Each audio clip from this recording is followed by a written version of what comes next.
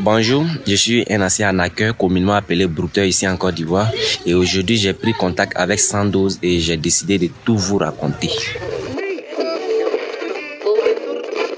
À Brest, un adolescent se suicide après avoir été victime de chantage sur Internet. Côte d'Ivoire, 2 suspects condamnés après le suicide d'un Québécois. Suite à un chantage à la vidéo, une victime se suicide en Grande-Bretagne. L'arrivée des nouvelles technologies telles que les smartphones et Internet ont permis à l'humanité de passer à une étape importante de son évolution. Et cette évolution a aussi créé une nouvelle race de truands. En Côte d'Ivoire, on les appelle les brouteurs.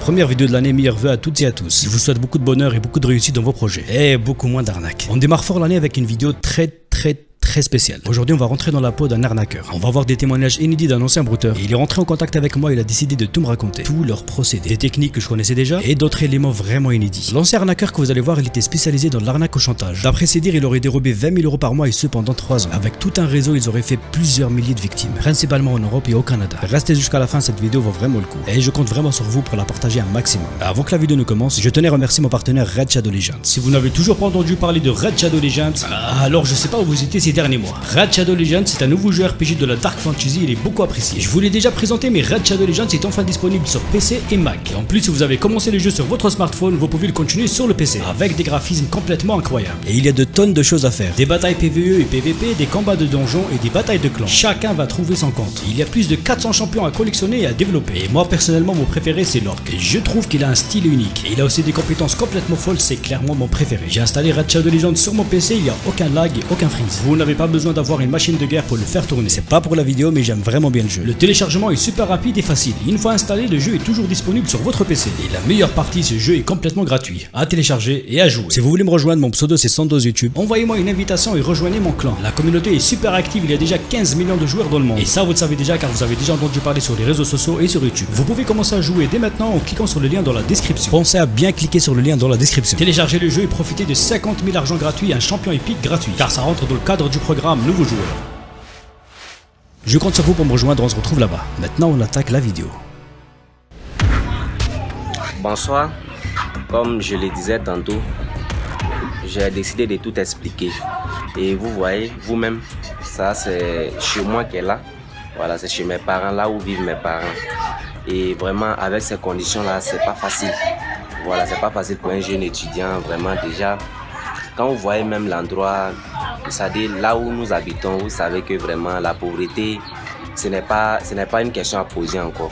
Voilà, c'est tout ça qui nous a poussé vraiment à se mêler de l'arnaque. Tout a commencé il y a quelques semaines. La personne que vous venez de voir, elle m'a contacté pour témoigner. C'est un ancien arnaqueur qui habite en Côte d'Ivoire. Et d'après lui, il a arrêté les arnaques il y a 3-4 mois, c'est assez récent. Il était spécialisé dans l'arnaque au chantage et l'arnaque au sentiment. Pour les nouveaux qui découvrent la chaîne, on vous explique en quoi ça consiste réellement. L'arnaqueur en question était spécialisé dans l'arnaque au sentiment et l'arnaque au chantage. L'arnaque au sentiment, ça consiste à se faire passer pour une femme ou un homme avec des faux profils sur des sites de rencontres et rentrer en contact avec des personnes et essayer de gagner leur confiance. Le processus, il est un peu long. Quelques semaines, voire des mois. Pour gagner la confiance de la victime, l'arnaqueur parfois peut même lui envoyer des cadeaux, de l'argent, avant de passer à la phase finale et lui demander les accès de son compte bancaire afin de faire des virements à la victime. En réalité, ce sont des faux virements, allant parfois jusqu'à 10 000 €. Et une fois que la victime retire l'argent, elle doit le renvoyer à l'arnaqueur. L'arnaque au chantage, quant à elle, est beaucoup plus brusque. L'arnaqueur se fait passer pour une femme, encore une fois avec un faux profil, et ensuite il propose des jeux sexuels en cam interposée.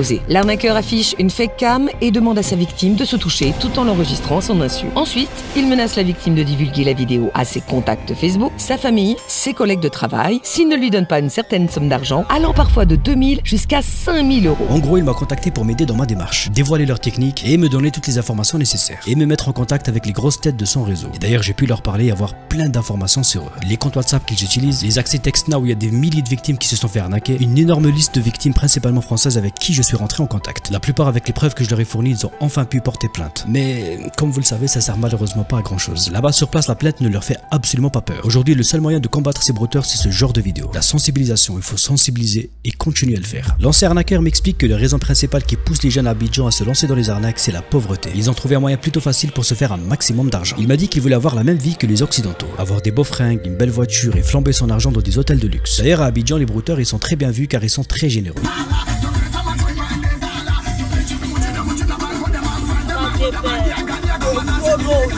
papa, t'es champion. Ouais.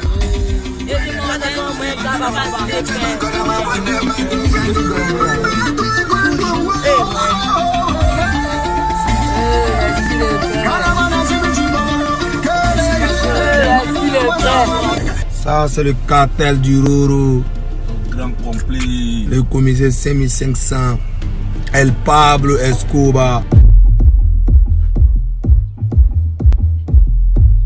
Et n'hésite pas à exhiber l'argent qui soutire à des pauvres victimes ici en Europe, pour ensuite le partager un peu avec la communauté. Ton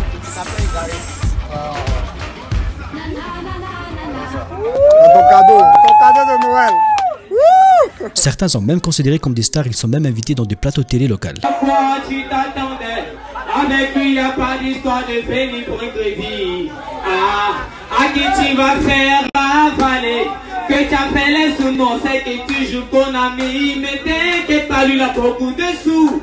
Tout le monde le connaît, c'est le La police et la justice sur place, c'est leur dernier souci, car ils savent qu'ils peuvent les corrompre à n'importe quel moment. Et l'argument qui sort à chaque fois, c'est... Pour eux, les Occidentaux, ils ont tellement exploité l'Afrique, en fait, c'est l'occasion de récupérer ce qui a été pris. C'est leur argument. On sait tous que c'est de la merde, mais c'est ce qu'ils pensent. L'ancien arnaqueur qui est rentré en contact avec moi, il se dit prêt aujourd'hui à essayer de se racheter entre guillemets. Encore faut-il lui faire confiance. J'aurais pu le dénoncer par exemple le flic sur place à Abidjan car j'ai tout sur lui, même sa pièce d'identité. Mais je sais que ça mènera absolument à rien car c'est également le dernier problème des autorités là-bas. Après je me suis dit pourquoi ne pas aller dans son sens? Pour mieux dénoncer une arnaque, il faut bien comprendre son fonctionnement. Et là je pense qu'il peut m'être utile. Je sais pas ce que vous pensez de tout ça. Je vous laisse vous faire votre propre opinion. Et surtout me dire ce que vous en pensez dans les commentaires. Aujourd'hui j'ai décidé de lui donner la parole. Ça vous aidera peut-être à vous faire votre propre avis. Pour sa propre sécurité sur place, il m'a demandé de garder l'anonymat, chose que j'ai respectée. Et c'est pour ça que j'ai flouté son visage et son nom. J'ai 22 ans. Je suis étudiant en ressources humaines et communication. J'ai décidé de contacter Sandoz parce que je suis un ancien arnaqueur appelé brouteur. Alors, vous êtes un ancien arnaqueur appelé brouteur. Dites-nous ce que vous faisiez précisément. Oui, j'ai parti en ligne pour aller m'inscrire sur les sites de rencontres et je me faisais passer pour une personne que j'utilisais son identité et je soutirais de l'argent aux Européens, aux Américains, aux Canadiens, etc. Quelle était votre spécialité dans le broutage et dans quelle arnaque vous excelliez? Oui, ma spécialité c'était ce qu'on appelle l'arnaque au sentiment. Et aussi l'arnaque au chantage. Oui, c'est ce que je faisais. Pourquoi vous vous êtes lancé dans les arnaques? Et vous avez appris comment? J'ai eu l'idée de me lancer dans l'arnaque parce que quand j'étais au lycée, les conditions de vie vraiment c'était très dur, c'était très difficile. Et autour de moi, je voyais déjà des personnes qui le faisaient et qui s'en sortaient quand même pas mal. Donc j'ai décidé comme cela aussi de me lancer dedans et voir vraiment ce que ça allait donner. Oui, j'ai appris ça auprès de ce qu'on appelle les vieux pères, les personnes déjà expérimentées, qui connaissent déjà la chose. Et ce sont ces personnes-là qui m'ont appris la chose. Voilà comment ça se déroule, tout et tout, comment il faut faire. Ce sont ces personnes-là qui m'ont montré comment tout se déroule. Existe-t-il toute une organisation derrière tout ça? Oui, il y a une organisation derrière tout ça. Puisque seul, tu ne peux pas arriver à faire cette arnaque seul. Non. Il y a des personnes à Abidjan, il y a des personnes au Maroc, il y a des personnes en Tunisie, comme en France. Voilà, qui nous aident vraiment à le faire. Puisque quand tu as une victime comme cela, quand j'ai une victime par exemple, je leur envoie la victime, c'est-à-dire les coordonnées de la victime, et c'est eux maintenant qui sont chargés de gérer tout ce qui concerne, c'est-à-dire tout ce qui concerne l'arnaque au niveau de la France ou encore des États-Unis. Expliquez-nous un exemple d'arnaque avec une victime. Comment ça se passait réellement? Un exemple, c'est-à-dire tout à l'heure, j'ai pu aller m'inscrire sur un site de rencontre et j'utilise l'identité d'une personne que je ne le suis pas. Une fois que j'ai créé le compte, c'est-à-dire j'ai fait la rencontre d'une personne en ligne sur l'internet, je vais me faire passer pour la personne. Et une fois que la personne a confiance en moi, je vais maintenant abuser de cette confiance-là et pour lui soutirer de l'argent. Avez-vous des remords pendant que vous arnaquez? Oui, j'ai pitié parfois, mais souvent aussi j'ai pas pitié. Hein, oui, puisque quand j'arrive à soutirer de l'argent à une victime ou une victime, je me sens encore plus fort, je me sentais encore plus fort. Oui, je n'avais pas pitié, je n'avais pas vraiment pitié. Mais souvent, quand c'était des vieilles personnes, c'est-à-dire une personne âgée, vraiment, bon, le plus souvent, j'avais pitié, mais bon, en gros, j'avais pas trop pitié, oui. Quand j'étais dedans, j'avais pas trop pitié. Puisque quand j'arrivais à soutirer de l'argent à une personne, voilà, j'ai dit ça fait plus 1 et j'étais très content. Honnêtement dit. Une fois les victimes en contact avec votre réseau, qui empochait l'argent? Une fois que de l'argent a été soutiré à la victime, il y a ce qu'on appelle les benguis, c'est-à-dire ceux qui sont en Europe qui nous ont aidés à soutirer de l'argent à la victime. C'est-à-dire souvent on fait 40%, c'est-à-dire et comment on appelle l'Européen, c'est-à-dire le Bengis, l'arnaqueur qui est en Europe qui m'a aidé à soutirer de l'argent, lui peut prendre 40% et moi je prends les 60%. Ça dépend. Souvent, lui prend 50% et moi je prends aussi 50%.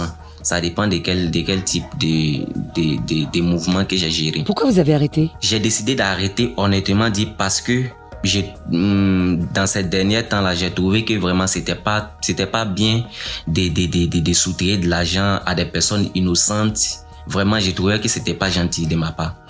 Et aussi, j'ai commencé à suivre les vidéos de 112 il y a de cela quelques temps. Et vraiment, j'ai trouvé que c'était pas aussi trop cool de le faire. Et aussi, j'ai suivi une formation en développement personnel à Bassam. Et depuis cette sortie-là, j'ai vraiment décidé d'arrêter et vraiment me lancer dans des activités légales, dans une activité légale pour pouvoir bien m'en sortir. Et vraiment, j'ai décidé de tout arrêter, d'arrêter tout ce qui concerne le broutage, c'est-à-dire l'ANAC. Alors, il y a eu des vies brisées et des gens se sont suicidés. Que pensez-vous de ça? J'ai décidé d'arrêter parce que je voyais que d'autres personnes se suicidaient après se faire arnaquer.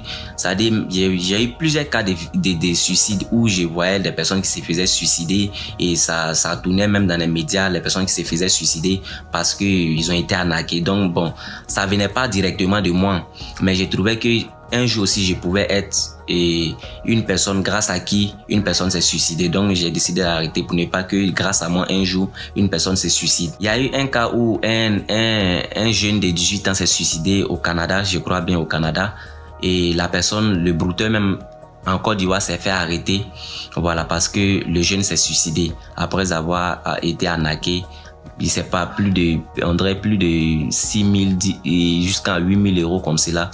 Et il a décidé toujours de faire chanter le gars et le gars a décidé de se tuer et il s'est fait arrêter.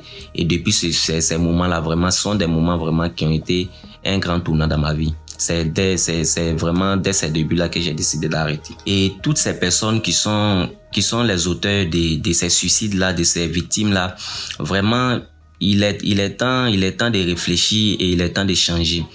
Puisque c'est vraiment pas très bien. Et souvent, quand je pense à cela, je sais pas comment faire pour me racheter en fait. J'ai vraiment honte. J'ai vraiment très honte de ce que je faisais. Vous vous sentez prêt désormais à combattre ce phénomène d'arnaque? Oui, désormais, je suis désormais prêt à combattre. Je suis désormais prêt à combattre ce phénomène-là. Puisque déjà, j'ai commencé avec 112 et je l'ai déjà donné plusieurs éléments qui pourraient vraiment nous aider à combattre ce phénomène-là qui est l'arnaque, qui est le broutage. Et vraiment, comme je connais déjà le milieu, j'essaie de sensibiliser d'autres personnes qui sont dedans et c'est pas tout.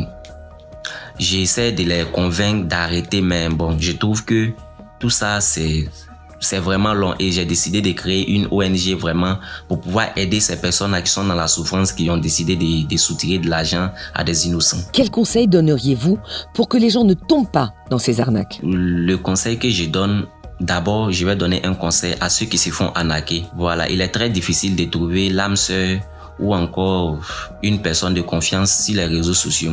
Donc, c'est aux personnes qui se font arnaquer d'être très prudent, d'être très prudent, de ne pas aller en ligne et tout de suite faire confiance à qui que ce soit. Partager ses infos, partager ses coordonnées bancaires et autres avec qui que ce soit. Et aussi, aux personnes qui font cette arnaque-là, en fait, ce n'est pas une manière de s'en sortir.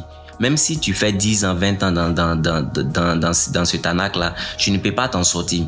Au contraire, tu ne fais qu'empirer la situation et tu fais aussi que mettre ton pays et mettre ta région, mettre ta religion, mettre tout ce qui t'entoure en danger. En fait, il n'est pas gentil de faire ça et c'est le moment d'arrêter. Puisque si tu es dedans, un jour tu peux te faire arrêter par la police, tu peux avoir des problèmes avec la justice, etc. Pour terminer cette vidéo, c'est que je regrette vraiment d'avoir arnaqué des personnes. Je regrette vraiment d'avoir participé à cette arnaque-là. J'ai des regrets et j'ai vraiment, comme je le dis, j'ai vraiment très honte pour ce que je faisais.